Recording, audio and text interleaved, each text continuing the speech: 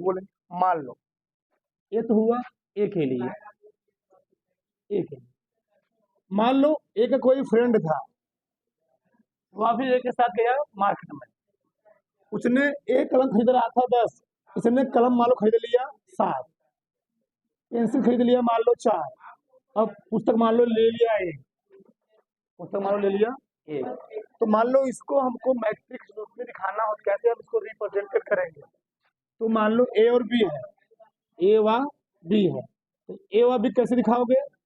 अब दो मिला हो गए हैं तो दिखाओगे 10 7 8 4 2 1, ऐसे दिखा दिए। ये हो गया मैट्रिक्स, मतलब इसको मैंने इस रूप में रिप्रेजेंटेड कर दिया। मान लो इन दोनों के साथ एक फ्रेंड और है, वह फ्रेंड है सी। वो क्या है? सी। वह जब इन दोनों के साथ बाजार जा रहा है तो ये लोग कलम इतना इतना खरीद रहे थे, या मान लो कलम खरीदा 5 और पेंसिल मान लो खरीद लिया 2 और पुस्तक मान लो नहीं खरीदे, इसके पास पैसा नहीं तो पुस्तक नहीं खरीदा। ठीक, अब बताओ इसके रिप्रेजेंटेशन हम लोग कैसे दिखाएंगे? मान लो हमको आप भी ग्रुप में दिखाना हो तो ए बी व सी जब तीनों लोग बाजार में गए तो इनके हम खरीदे गए सामानों की संख्या कैसे दिखाएंगे? तो ऐसे दिखा देंगे 10 8 2 7 4 1 और 5 2 0। बहुत ध्यान समझना, सब इसी में छुपा है। जब एक व्यक्ति गया तो हमने इसको ऐसे दिखाया, जब 2 व्यक्ति गए तो हमने इसको ऐसे दिखाया, जब 3 लोग मार्केट में गए तो ऐसे दिखाया गया। इस पहले ऐसे था, मैंने इसको ऐसे रिप्रेजेंटेड किया, इसी रिप्रेजेंटेशन को हम लोग कहते क्या है? आव्यूह। अच्छा, प्रश्न उठता है इसकी जरूरत क्यों पड़ी, इस चीज को जरूरत क्यों पड़ी? मान लो बाजार में कोई व्यक्ति जाता, मान लो ए ही जाता, ये 3 व्यक्ति बाजार में जाते और तीनों व्यक्ति बाजार में मान लो ए खरीद रहा है 10 कलम, बी खरीद रहा है 7 कलम, सी खरीद रहा है 5 कलम, और उल्टा सीधा अरेंजमेंट में मान लो रखे होते और तुमसे डायरेक्ट पूछा जाता कि बताओ बी ने कितना पेंसिल खरीदा, तुम बता पाते? वैसे नहीं बता पाते। लेकिन जब मैंने उन तीनों द्वारा खरीदे गए सामानों को एक अच्छे तरीके से व्यवस्थित करके एक आयताकार साड़ी में उसको अरेंजमेंट कर दिया, समझे? इन खरीदे गए सामानों को जब मैंने एक आयताकार रेक्टेंगुलर क्या किया, रेक्टेंगुलर साड़ी में क्या किया, उसको व्यवस्थित कर दिया। इसी आयताकार सिस्टम हम लोग कहते क्या है? मैट्रिक्स कहते हैं, मैट्रिक्स। अब यहाँ से तुम बता सकते हो सी ने कितना पुस्तक खरीदा? कोई नहीं। बी ने कितना कलम खरीदा? 7। ए ने कितना पुस्तक खरीदा? आराम से आप बता सकते हो। लेकिन अगर इरेगुलर केस में किसमें होता है? इरेगुलर केस में होता, उल्टा सीधा अरेंजमेंट होता, तो क्या तुम बता पाते? अव्यवस्थित हो बता पाते? तो नहीं बता पाते। तो इसी चीज को लाने के लिए, मतलब संख्याओं को अच्छे तरीके से व्यवस्थित करने के लिए किसका डेवलपमेंट हुआ? मैट्रिक्स। अब बहुत ध्यान समझो, ये जो है, ये जो मैट्रिक्स का क्रम है, इस क्रम को हम लोग कहते हैं 1 गुणे 3 का क्रम। अभी सब जान जाओगे ये जो क्रम है। बताओ थोड़ा समझो और डिटेल समझाते हैं। जैसे मान लो आपको दिया है 8, तो मैं नीचे लिखता हूँ 10 8 2 7 4 1 5 2 0। अब ध्यान समझो, इसको मैंने मैट्रिक्स के रूप में ऐसे दिखा दिया। अब यहाँ तुम बता सकते हो हमको मालूम है कि एक कलमों वाली संख्या है, एक पेंसिलों वाली संख्या है, एक पुस्तकों वाली संख्या है, मैंने इसको दिखा दिया। अब मान लो इसके बगल मैंने क्या लगा दिया? वर्ग कोष्ठक। जो आव्यूह का रिप्रेजेंटेशन तरीका होता है उसको हम लोग 3 तरीके से रिप्रेजेंटेड कर सकते हैं। एक तो मान लो आव्यूह तुमको क्यों दिखाना हो तो बड़े कोष्ठक में लिख सकते हो, मतलब इसी चीज को बड़े कोष्ठक में लिखा दो, ये भी सही है। या यही चीज को तुम इसके बगल में क्या लगा दो? छोटा कोष्ठक, ये भी सही है। ठीक, या इसी मान लो ए ही है, मान लो ए क्या कोई फंक्शन ए पूरा मान लो ए है, पूरा मान लो क्या है? ए है। इसी चीज को तुम बगल बगल से क्या दिखा सकते हो? 2 ठो पाई खींच करके, 2 लाइन खींच करके। ये भी क्या बताएगा? ये बताएगा ये आव्यूह का सवाल है। किसका सवाल है? आव्यूह का सवाल है, ये ध्यान आना चाहिए। अगर एक पाई रहेगा तो बताएगा सारणिक का प्रश्न, किसका प्रश्न है, सारणिक का, और दो पाई रहेगा तो आव्यूह का सवाल है। लेकिन हम लोग रेयर केस में इन दोनों का यूज बहुत कम करते हैं, इन दोनों का यूज बहुत कम करते हैं। यूज किसे करते हैं, बड़े वाले कोष्टक का। तो ध्यान दीजिएगा, अगर किसी भी प्रश्न के, किसी भी संख्या के बाएं साइड और दाहिने साइड अगर बड़ा कोष्टक लगा हुआ है तो ध्यान दीजिएगा वो कौन सा प्रश्न है, वो आव्यूह का प्रश्न है। धन्यवाद समझ में आई। अब आगे समझिए, अब यार थोड़ा समझो मैटर क्या है। ये मैंने इनके द्वारा खरीदे के सामानों को मैंने ऐसे अरेंजमेंट किया, ये कलम है, ये पेंसिल है, ये पुस्तक है, ये ए द्वारा खरीदे गए सामान है, ये बी द्वारा खरीदे गए सामान है, ये क्या है, सी द्वारा खरीदे गए सामान है। अब यहाँ थोड़ा समझो, जो ये संख्या के द्वारा खरीदी गई इस खड़ी खड़ी लाइन को, खड़ी खड़ी लाइन को हम लोग कहते हैं स्तंभ। क्या बोलते हैं, स्तंभ, स्तंभ। तुम लोग कहते हैं कालम, क्या बोलते हैं, कालम। ठीक, इसको हम लोग दिखाते हैं सी से, किसे दिखाएंगे, सी से। और जो ऐसे पंक्तियां, क्या है, ऐसे पंक्तियां हैं, इसको हम लोग कहते हैं पंक्ति। क्या बोलते हैं, पंक्ति। इसको हम लोग कहते हैं रो। क्या बोलते हैं, रो। दिखाते किससे हैं, आर। बहुत ध्यान समझना। ठीक, तो मान लो हमको इसको रिप्रेजेंटेड कर रहा हो, ये खड़ा खड़ा है ना, तो ऊर्ध्वाधर, जो ऊर्ध्वाधर रेखाएं होंगी, इन रेखाएं क्या है, प्रकाश रेखा बन रहा है, तो इस ऊर्ध्वाधर रेखा को हम लोग क्या बोलते हैं, क्या बोलेंगे, स्तंभ। अरे भैया खंभा जानते हो, पोल। पोल क्या ऐसे होता है, खड़ा होता है, खड़ा होता है। तो एक पोल है यानी पिलर है, क्या है, पिलर। ये क्या है, पिलर है, स्तंभ है। तो ये जो है इसको हम लोग बोलते हैं पहला पिलर, पहला स्तंभ। C1 यानी कॉलम नंबर 1, कॉलम नंबर 1। ये क्या है, कॉलम नंबर 2। कौन सा है, कॉलम नंबर 2। ये कौन सा है, कॉलम नंबर 3। एक बताओ, इसमें कितने स्तंभ हुए, इसमें हुए 3 स्तंभ। अच्छा बताओ, यानी बहुत ध्यान समझना, यानी ऊर्ध्वाधर, ऊर्ध्वाधर, ऊर्ध्वाधर रेखाओं को आव्यूह में, आव्यूह में अवयवों को जब ऊर्ध्वाधर व्यवस्थित करते हैं, अरेंजमेंट में रखते हैं, उसको अरेंजमेंट करते हैं, तो ऊर्ध्वाधर रेखाओं में जो अवयव एलिमेंट रखे होते हैं, तो उन अवयव को हम लोग कहते क्या है, स्तंभ। क्या बोलेंगे, स्तंभ बोलेंगे। और यदि आव्यूह में अवयवों को क्षैतिज रूप में, क्या है, क्षैतिज रूप में मेंटेन किया जाता है, रखा जाता है, उसको हम लोग क्या बोलेंगे, उसको हम लोग बोलेंगे पंक्ति। यानी क्षैतिज रेखाओं को, क्षैतिज रेखाओं को, क्षैतिज रेखाओं को हम लोग क्या बोलेंगे, पंक्ति। क्या बोलेंगे, पंक्ति बोलेंगे। सही है ना। तो खड़े खड़े क्या बोलेंगे, स्तंभ, और क्षैतिज रेखाओं क्या बोलेंगे, पंक्ति। अब बताओ इसमें कितनी पंक्तियां हुई, इसको हम लोग बोलते हैं पहली पंक्ति है R1। ये कौन सी पहली, ये कौन सी पंक्ति है, दूसरी पंक्ति R2। ये कौन सी पंक्ति है, R3, R3। खड़े खड़े को बोले स्तंभ, लेटे हुए क्या बोले, पंक्ति। इसमें कितने स्तंभ, कितने पंक्तियां, 3। अब इसी चीज को हम लोग लिखते हैं, मान लो हमको किसी आव्यूह में, इसको हम लोग कहते हैं order of matrix, order of matrix.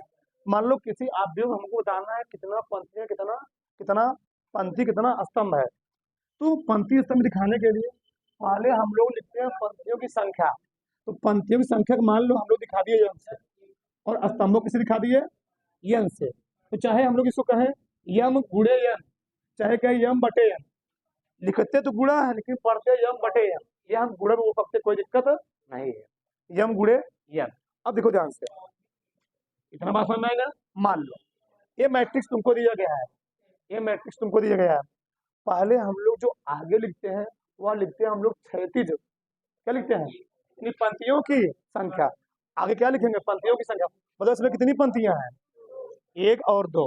तो पहले मैं लिखा पंक्ति, सही है। मतलब कितने स्तंभ है इसमें, 1 2 3, 2 गुणे 3। बहुत ध्यान रखना, इसी चीज को हम लोग कहते हैं ऑर्डर ऑफ मैट्रिक्स। क्या बोलते हैं, ऑर्डर ऑफ मैट्रिक्स। तो ऑर्डर ऑफ मैट्रिक्स से मालूम ये चलता है कि उस आव्यूह में कितनी पंक्तियां होंगी और कितने क्या होंगे, स्तंभ होंगे। पहले हम लोग लिखते हैं पंक्तियों की संख्या और पीछे के लिखते हैं स्तंभों की संख्या। अब बताओ इसमें कितनी पंक्तियां हैं? 1 2 3 3। कितने स्तंभ हैं? 3। यानी यह जो मैट्रिक्स है यह 3 गुणे 3 का क्रम का मैट्रिक्स है। यह जो मैट्रिक्स है यह 2 गुणे 3 के क्रम का मैट्रिक्स है। यह जो मैट्रिक्स है वह क्या है? 1 गुणे 3 के क्रम का मैट्रिक्स है। अच्छा, यहाँ प्रश्न उठता है इसका मतलब क्या है? 1 गुणे 3, 2 गुणे 3, 3 गुणे 3 का मतलब क्या है? समझो यहाँ ध्यान से। इसका मतलब यही है, अगर हमको किसी मैट्रिक्स में, अगर हमको किसी आव्यूह में अवयवों की संख्या ज्ञात करना हो, बहुत ध्यान समझो, अगर किसी हमको मैट्रिक्स में अवयवों की संख्या ज्ञात करना हो, हम लोग क्या करेंगे? पंक्तियों की संख्या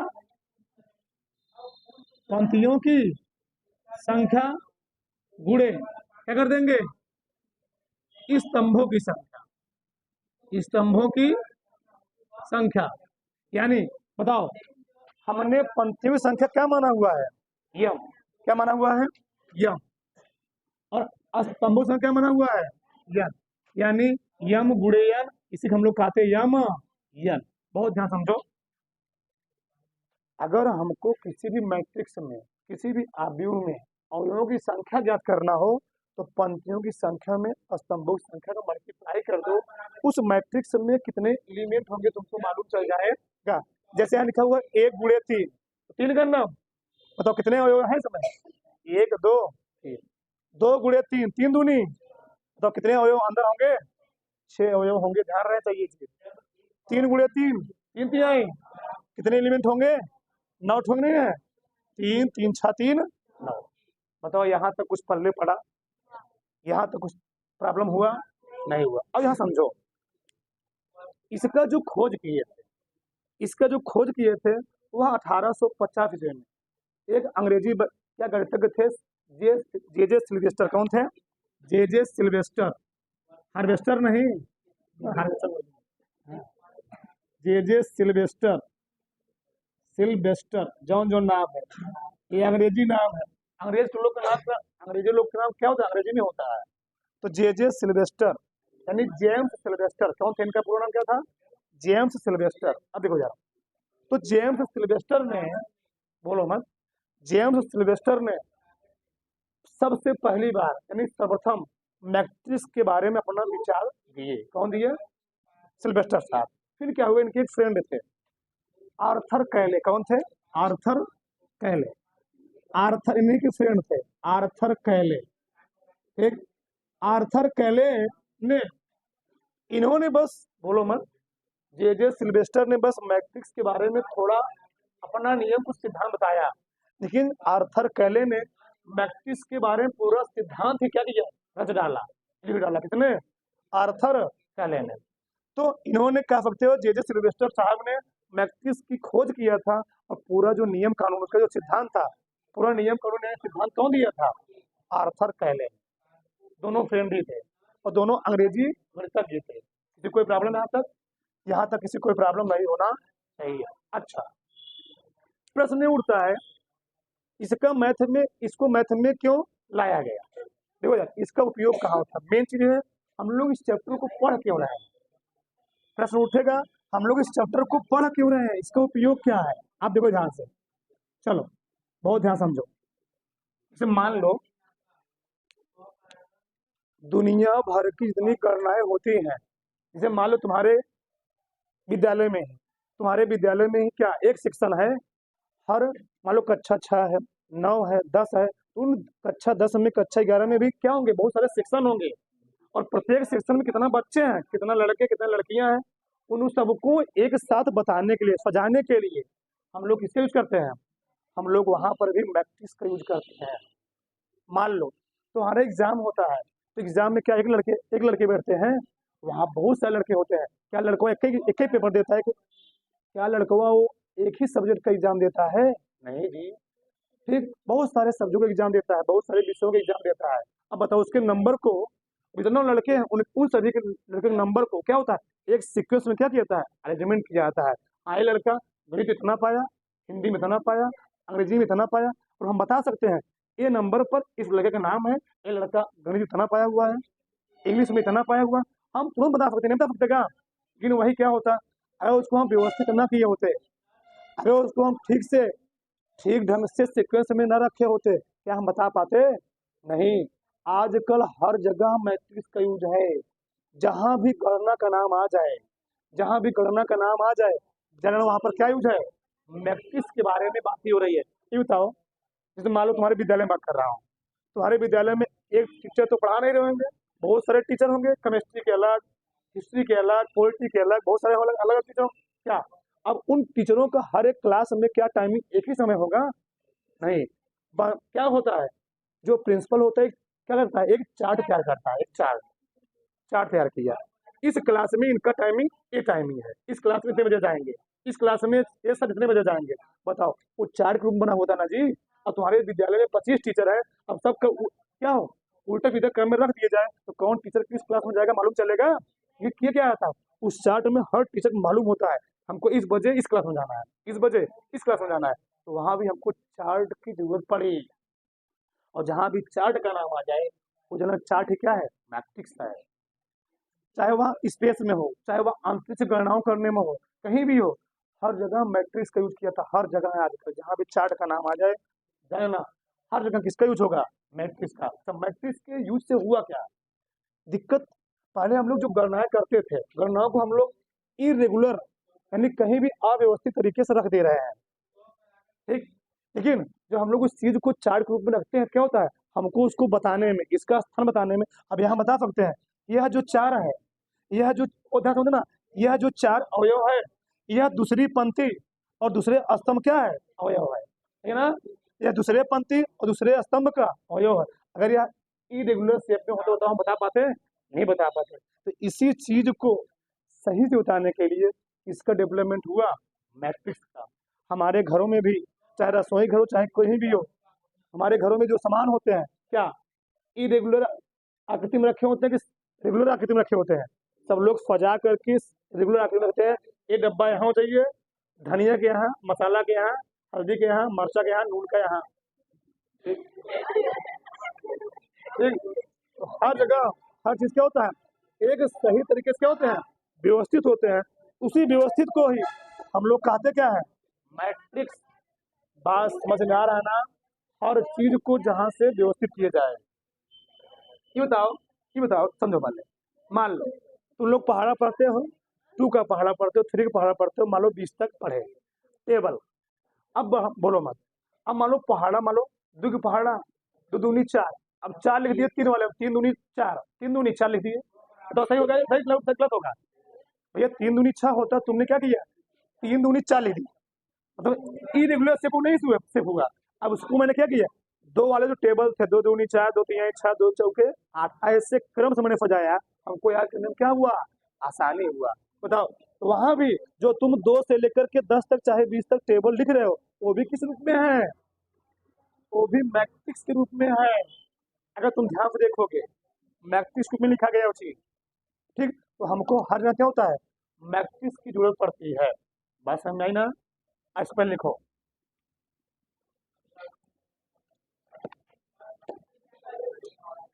सबका ध्यान इधर। आगे हम लोग समझते हैं आव्यूह की परिभाषा क्या होती है, ठीक। देखो इधर, आव्यूह की परिभाषा, मान लो कोई पूछ लिया, आव्यूह किसे कहते हैं, बोलो बता रहा हूं। तो किसी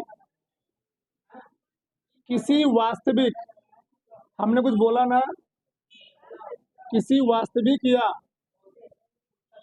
काल्पनिक या फलन को, या फलन के संख्याओं को, के संख्याओं को आयताकार सारणी में, आयताकार सारणी में व्यवस्थित, लिखते रहो, व्यवस्थित करने की प्रक्रिया आव्यूह कहलाती है। आव्यूह आव्यूह कहलाती है। ठीक।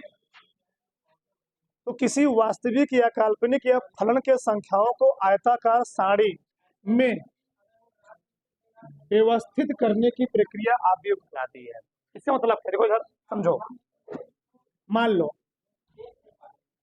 ए कोई मैट्रिक्स है, ए कोई मैट्रिक्स है, मैं लिखा यहाँ पर 3 3 4 5। जब मैं लिखूं सबका ध्यान देना चाहिए। ये लिखा, मान लो मैंने लिखा बी वाला मैट्रिक्स, बी कोई मैट्रिक्स अलग से है। इसी चीज को क्या मैं ऐसे नहीं लिख सकता हूँ?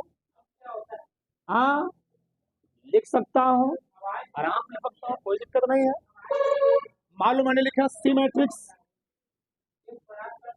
2 लिखा, 4 लिखा, -5 लिखा, 6 लिखा। ठीक। डी मैट्रिक्स लिखा हमने, -i + 4i 3i 4i, यहां लिख दिया, कुछ लिख लो मान लो। ठीक। 3i -3i 2i 5i 2i -i।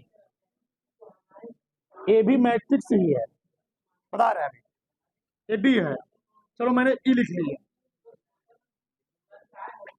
D में लिख लिया sin स्क्वायर थीटा, यहाँ लिख लिया cos स्क्वायर थीटा, यहाँ लिख लिया मान लो tan स्क्वायर थीटा, यहाँ लिख लिया मैंने cot स्क्वायर थीटा।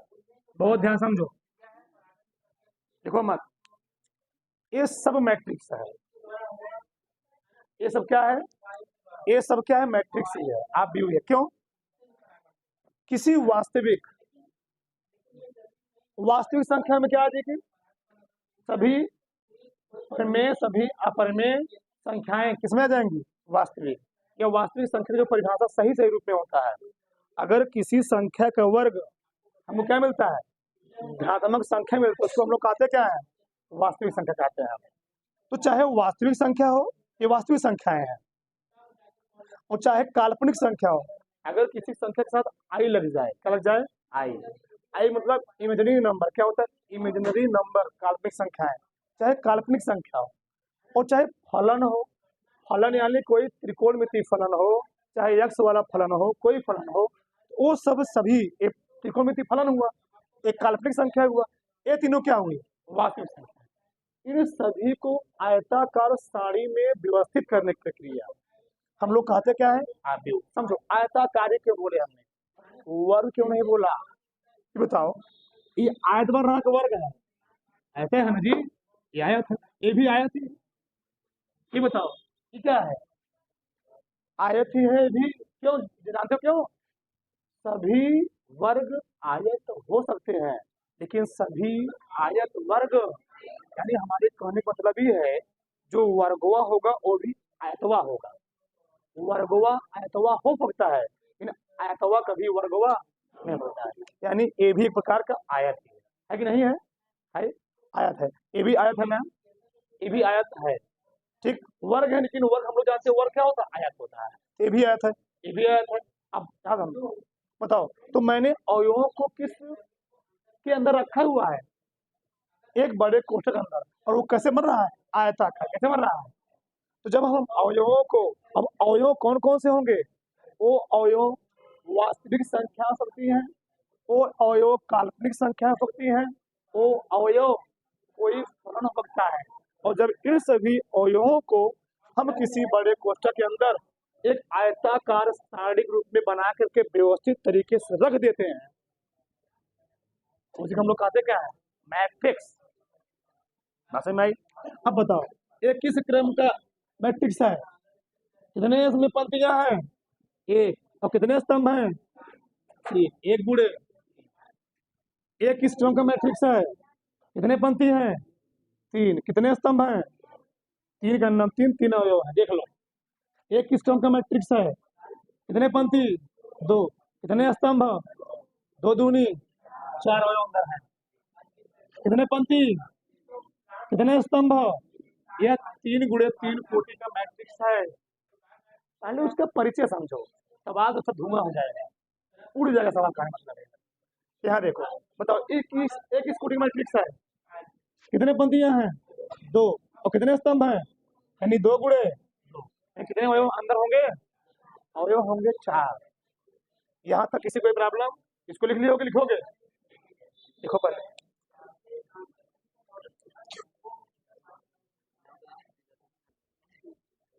चलो आगे देखो। देखो इधर, हमने कहा है कोई 3 है, ये 4 है, ये 5, ये 6 है, ये 7 है, ये 2 है। ठीक, ये कोई मैट्रिक्स है, बोलो मत। तो हमने 36 पंक्तियों क्या नाम दिया जी? 36 रेखा क्या नाम दिया? हाँ, इसको क्या नाम दिया? इसको क्या नाम दिया? इसको क्या नाम दिया? चित्र। बोलो मत। अब देखो यहाँ पर कुछ मेन चीज लिखने वाले हैं। क्या? आव्यूह में उपस्थित क्षैतिज रेखाओं से बनी, क्या बनी होती है? आव्यूह में क्षैतिज रेखाओं से बने अवयव हम लोग कहते हैं पंक्ति। क्षैतिज रेखाओं से बने अवयव क्या बोलेंगे? पंक्ति। और ऊर्ध्वाधर रेखाओं से बने अवयव क्या बोलोगे? मैं लिखूंगा, एक एक पॉइंट समझो, लिखते रहो। आव्यूह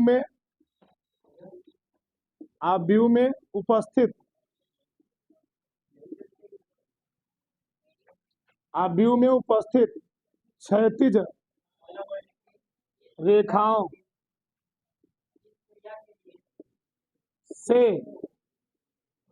बने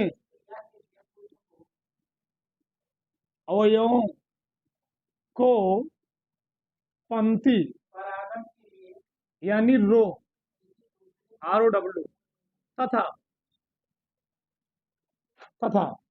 ऊर्ध्वाधर रेखाओं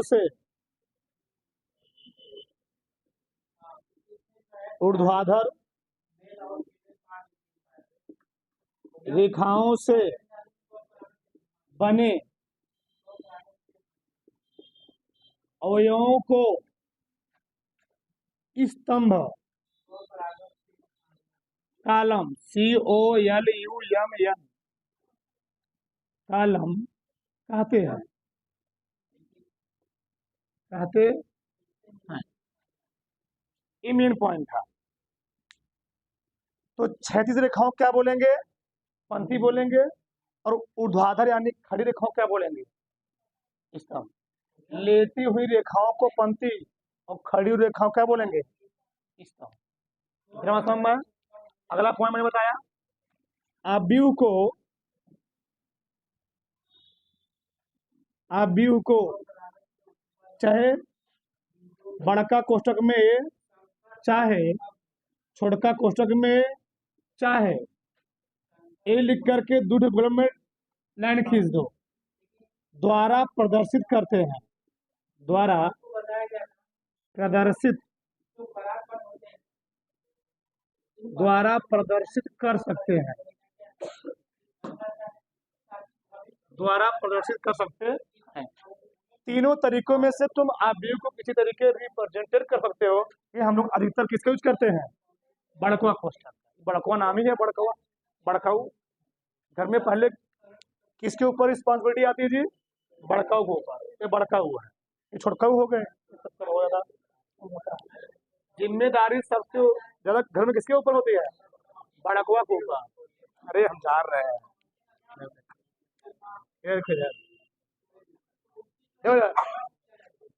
समझो आगे। आव्यूह शब्द का प्रयोग सबसे पहले किसने लिखा था? अभी उसको भी लिखो। आव्यूह शब्द का प्रयोग सर्वप्रथम जे सिल्वेस्टर, क्या लिखा था? जे सिल्वेस्टर यानी जेम्स सिल्वेस्टर ने 1850 ईस्वी में किए थे। साइंटिस्ट हैं तो लिख लो भैया, किए थे, मर गए हैं ना, किए तथा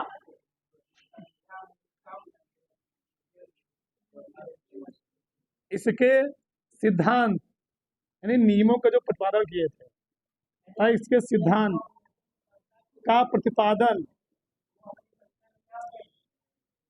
प्रतिपादन इन्हीं के फ्रेंड ही थे। ठीक होता ना, फ्रेंडों में एक मिला वैज्ञानिक बन रहा, हम कैसे बनेंगे। ठीक, आर्थर कैले ने 1858 ईस्वी में दिए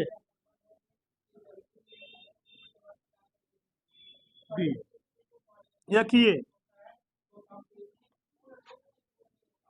ना जी, एक प्रतिपादन किए। ये बात समझ में आई? ये भी मेन ही पॉइंट था। आव्यूह शब्द का प्रयोग सर्वप्रथम किसने किया था? जे सिल्वेस्टर ने। कब किया था? 1850 में। और इसके सिद्धांत के प्रतिपादन किसने किया? आर्थर कैले ने 1858। अब ये तो लिखवा नहीं पड़ेगा आव्यूह का यूज कहाँ किया जाता है, तुम लिख सकते हो।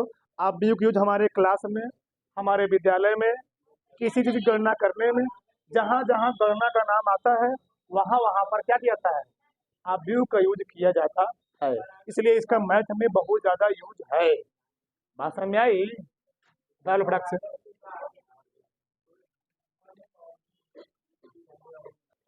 चलो आगे हम लोग पढ़ेंगे आव्यूह की कोटि।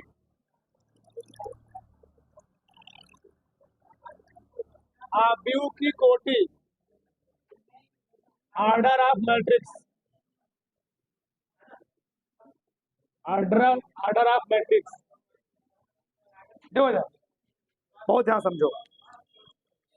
मान लो कोई आव्यूह ऐसा है, माना किसी आव्यूह में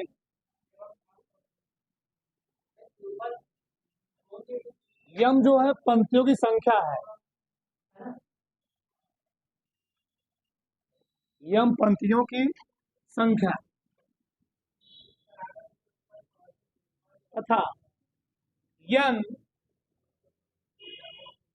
स्तंभों की संख्या हो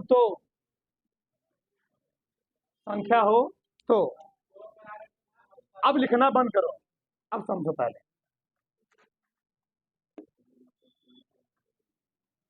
यम गुणे यन की कोटि का कोई मैट्रिक्स है, बहुत ध्यान समझो। अब यहाँ तो पूरा लॉजिक चीज समझने वाले हो, अब किसी पे नहीं चलना चाहिए। यम गुणे यन कोटि का कोई मैट्रिक्स है। ए है बचवा A11, जान जाओगे भी। ठीक, ए है A12, ए है A13, ये सबसे मेन है, ये पूरे चैप्टर का सबसे मेन पॉइंट है। A21, A22, A23, A24, A25, A31, A32 और A33। चलो देखो यार, और ध्यान समझो। ये जो है यम गुणे यन कोटि का मैट्रिक्स है। आव्यूह का जो सही रिप्रेजेंटेशन होता है, आव्यूह का सही निरूपण, आव्यूह का निरूपण ठीक ढंग से हम लोग करते कैसे हैं? लिखते हैं AIJ, बहरवम रहेगा यम गुणे यन, यानी इसको थोड़ा मिटाते हैं अच्छे से। यहाँ लिख लो बड़कवा है यह है आव्यूह का रिप्रेजेंटेशन, आव्यूह का निरूपण। अब यहाँ हम समझाने तुमको प्रयास करते हैं, एकदम बेहतरीन तरीके तुमको समझ में आएगा, बस ध्यान समझो चीजों को। पूरा आव्यूह से छिपा हुआ है। आव्यूह के रिप्रेजेंटेशन तरीका ये होता है, ए बराबर छोड़कवा है आई जे यम गुड़े यम। अब एक एक बात समझते हैं। यहाँ आई क्या है? आई मतलब आगे वाले हम लोग बोलते हैं पंक्ति, उसके पीछे क्या बोलेंगे? स्तंभ। यानी जो आई है यह किसी पंक्ति का, वह किस पंक्ति में वह अवयव उपस्थित है, यानी पंक्ति में अवयवों की उपस्थित रहता है। पंक्ति में अवयव की उपस्थिति, बहुत ध्यान से समझना। और ये क्या है? स्तंभ में अवयव की उपस्थिति। भाई आगे हे जोन है यम, ये बताएगा पंक्तियों की कुल संख्या। क्या बताएगा? पंक्तियों की कुल, उस अव्यूह में पंक्तियों की कुल संख्या, पंक्तियों की कुल संख्या। यानी क्या बताएगा? स्तंभों की कुल संख्या। एक तुमको चीज किसी किताब में नहीं लिखा मिलेगा, ध्यान देना, बस इससे लिख दिया गया है। अब इसका मतलब समझो। आई क्या होता है? पंक्ति में अवयवों की उपस्थिति, वह अवयव किस पंक्ति में किस स्थान पर प्रेजेंट है। आई क्या है? वह अवयव स्तंभ में, उस आव्यूह के स्तंभ में, किस स्तंभ में क्या है? उपस्थिति है उसकी। यह में उस जो आव्यूह बना हुआ उसमें कुल कितने टोटल पंक्ति है, स्तंभ कितने हैं कुल? यह क्या है? कुल स्तंभों की संख्या। अभी सब जान जाओगे, बस 5 मिनट। मान लो बचवा, ई मैंने कोई मैट्रिक्स बनाया, 7 9 11 -2 4 0, यहाँ लिखा 3 7, मतलब लिखा है मैंने -4। अब बहुत ध्यान से देना, ये हुआ 3 गुणे 3 कोटि का मैट्रिक्स, 3 गुणे 3 कोटि का। बताओ यहाँ पर यम का मान कितना है? यहाँ पर यम का मान कितना है? 3। सही है। लेकिन मैं कह दूं कि इस मैट्रिक्स में 4 का कौन सा क्रम है? 4 का, 4 का, तो 4 कौन क्रम पे है? A20, यानी A22 बराबर 4। इसका मतलब क्या है? जो 4 है वह उस मैट्रिक्स में दूसरे पंक्ति और दूसरे स्तंभ का एलिमेंट है। दूसरा पंक्ति, 2 क्या है?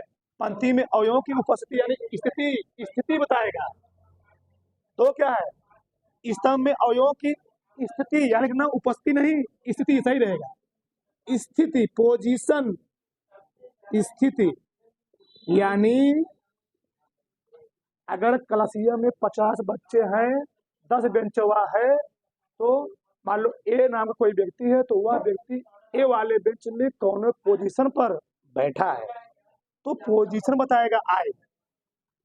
बात समझ में आई? जैसे मान लो हमने बात किया होता है -4 के लिए। अब बताओ तो -4 की पोजीशन इस मैट्रिक्स में कहाँ है? तो यह है, तो यह है तीसरे, एक रो, दूसरा रो, तीसरा रो, यह तीसरे रो का एलिमेंट है ना, और तीसरे ही कॉलम का एलिमेंट है। यानी जो इसकी उपस्थिति हुई, जो इसकी पोजीशन हुई, वह हुई A3। तो A3 मतलब ये है जो -4 है वह उस मैट्रिक्स का तीसरे पंक्ति और तीसरे स्तंभ का क्या है? सदस्य है, एलिमेंट है, अवयव है, लड़का है। समझ में आया? किसी कोई प्रॉब्लम? किसी एक परसेंटेज का पहले परिचय समझो, मैंने क्या बोला, पहले परिचय समझो, बाद सब हवा में चलेगा। ये तो समझ में आई। ये सबसे मैटर वाली बात थी। अब A11 मतलब क्या हो गया, पहला पंक्ति पहला। A12 मतलब क्या है, पंक्ति तो पहला ही है, स्तंभ कौन सा है। A13 मतलब क्या है, पंक्ति तो पहला ही है, स्तंभ कौन सा है। A2 मतलब क्या है, पंक्ति नंबर 2 है कि स्तंभ कौन सा है। पिलरवत 1 है, अब पंक्ति कौन है, 2 है। 36 पंक्तियां 2 है और स्तंभ कौन है, ये वाला। पंक्तियां 2 है, स्तंभ का है। पंक्तियां तीसरे पंक्तियों में है, यहाँ कौन मिल रहा है, तो तीसरे पंक्ति में और पहले स्तंभ में, तीसरे पंक्ति दूसरे, तीसरे पंक्ति तीसरे स्तंभ में। इसका मैटर समझ में आया। ये पूरे अवयव के रिप्रेजेंटेशन का निरूपण का तरीका था, पूरा अवयव इसी पर आधारित है। इसकी कोई प्रॉब्लम